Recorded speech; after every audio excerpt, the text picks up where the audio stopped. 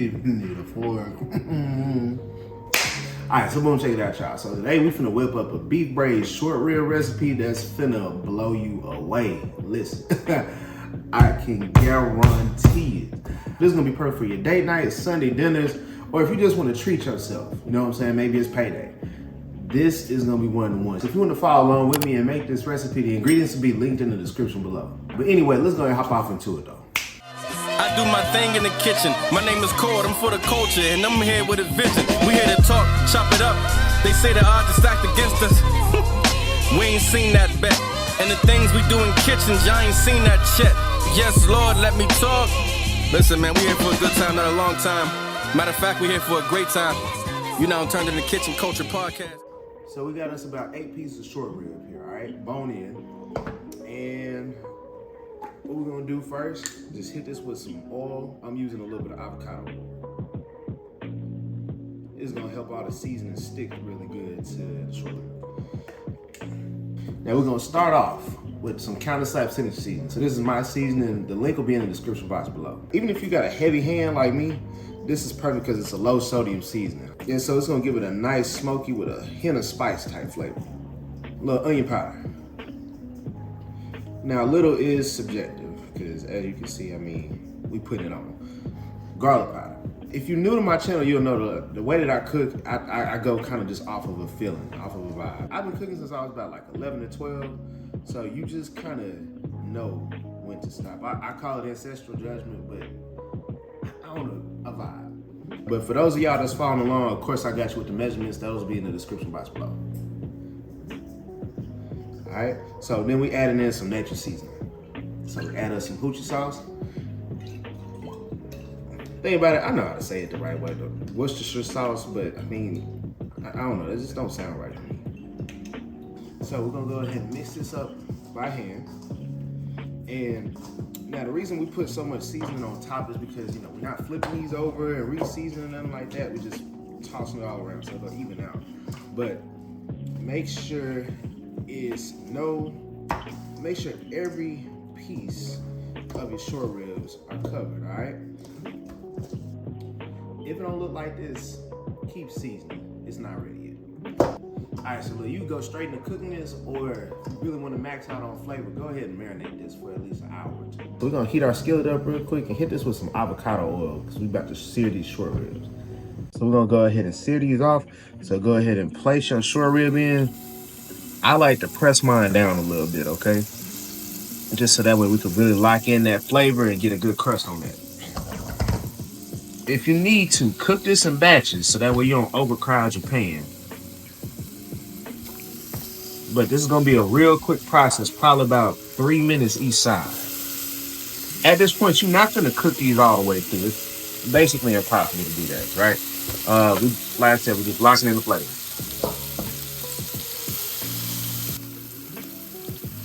All right, so see, you want to get that nice little caramelization, melanation on there, all right? And just make sure you're gonna cook every single side, okay? So the sides, everything. So once you got your short ribs seared on all sides, go ahead and set them aside in the bowl, but keep all of this down here because that's gonna be flavor that we're gonna be using for our gravy, all right? In the same skillet, right, we're gonna come through with 2 tablespoons of some unsalted butter. Add in our diced up trinity, which that's gonna be bell peppers, onion, and celery, all right? So we're gonna cook this down. It should probably take us about 3 to 5 minutes, just depending on your burner. And right now we got this on like a medium high. So while waiting on that to finish up, you gotta tap in with my cookbook, Kitchen Culture, all right? The best big bag cookbook on the market. I mean, it ain't all big bag recipes. It's like a good 3 vegetable recipes. You know, I kind of felt like I overdid a little bit, but just let me put you on real quick. So it's all sorts of recipes up in this thing. So you got some buffalo chicken sliders up in there, honey chipotle garlic shrimp, you know what I mean? Cocktails, hey, that's me. Some basil garlic lamb chops, deep fried ribs, you know what I'm saying? It's all sorts of stuff in here, from deep fried goodness to holiday meals, mac and cheese, cocktails, the possibilities is endless. But look, grab you a copy of the book through my YouTube shop or hit the description box below. But back to the recipe though. Add us in some tomato paste. Well, you're gonna need you about a good 2 tablespoons worth. Add in a little bit of garlic paste too while we at it. So we're gonna add us in 3 tablespoons of some all-purpose flour. Then add in 4 cups of some beef broth. Add you in a dried Ancho chili pepper. What I did first is I went ahead and removed the seeds so that way you can kind of control that heat a little bit. We're gonna add us in about a cup of some Cabernet Red Wine. A cup is just a suggestion, you know?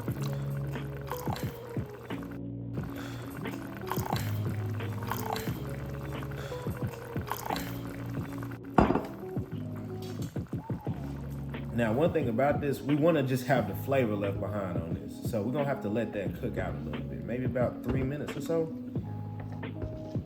The taste of alcohol in your food, like the taste of the actual alcohol itself, you don't want no parts of that.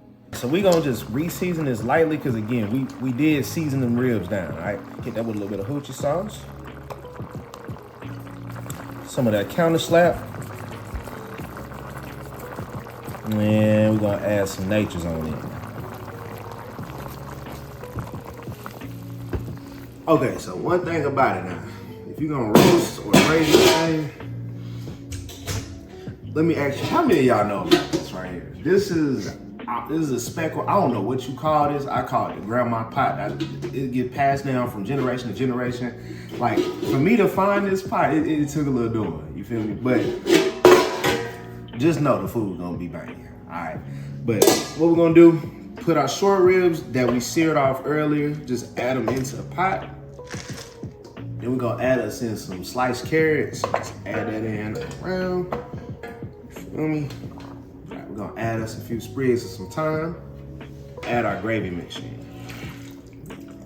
Ooh, yeah.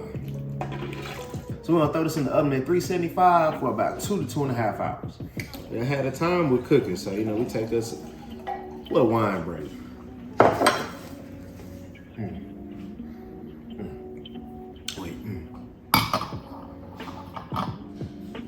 I seen this at a wine tasting class.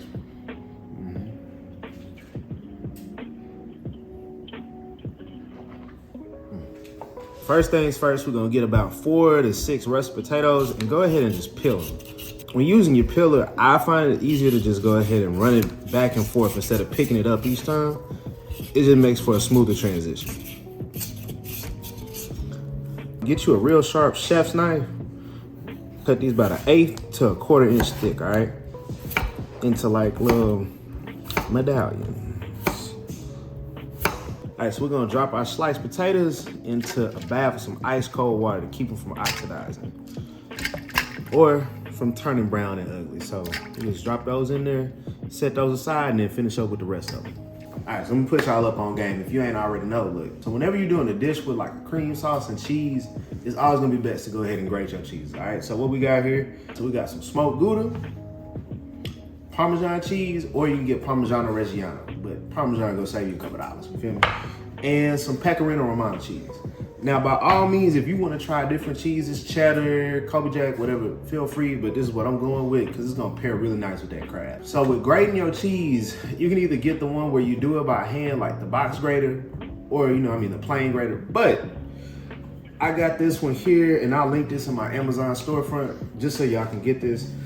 It's super dope. So it's less work. It's a rotary grater. You just go ahead and rotate it, and then just put it into a little bowl, you feel me? So we're gonna grate all of this cheese up.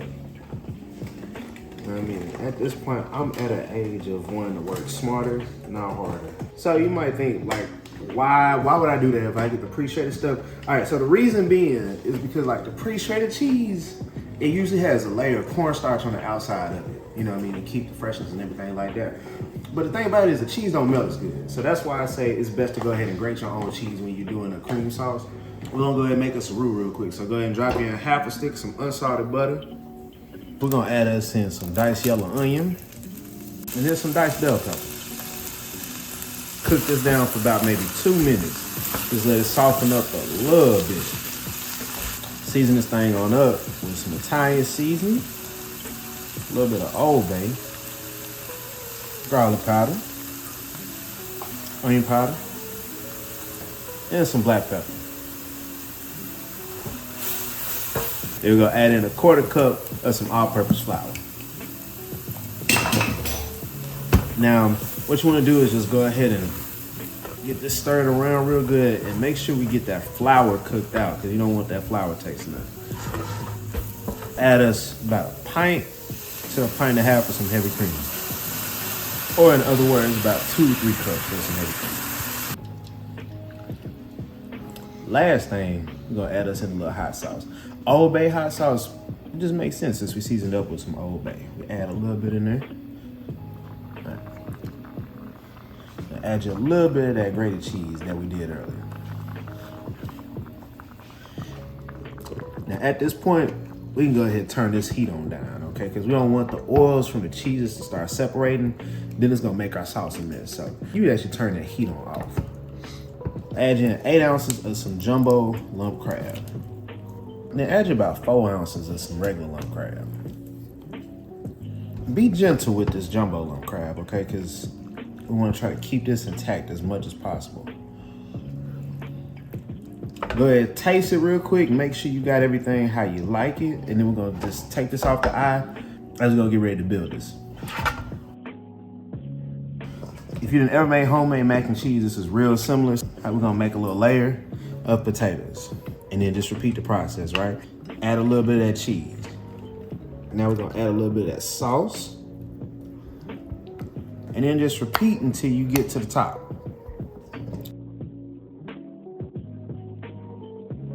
Ooh-wee, when I tell you, this gonna be something that might go to your Friendsgiving. I ain't gonna hold you like.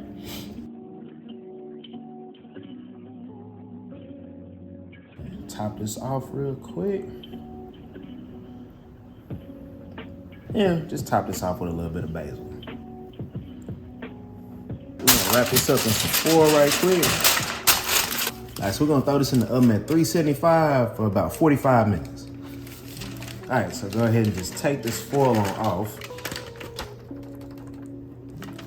Throw this back in the oven for another 30 to 45 minutes and then it'll be ready.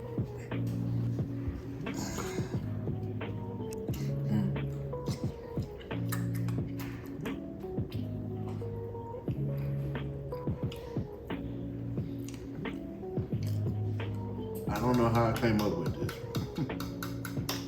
Oh boy. That's crazy. I had to try one more time, make sure it's still good, but boy.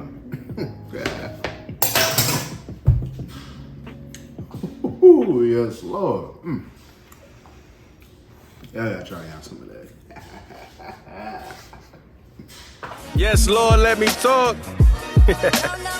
You tuned into the Chef Core in the kitchen. We here for a good time, not a long time. Matter of fact, we here for a great time. Yes, Lord, let me talk.